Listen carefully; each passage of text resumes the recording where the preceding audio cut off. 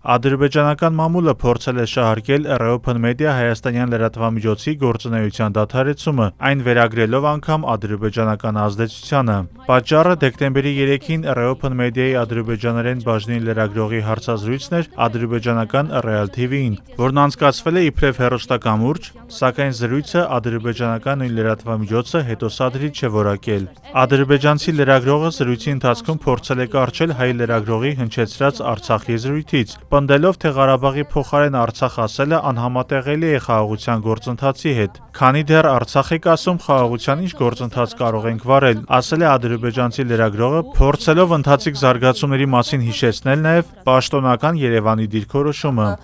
Siz hələ də Arçaq deyirsinizsə, biz sülh istiqamətində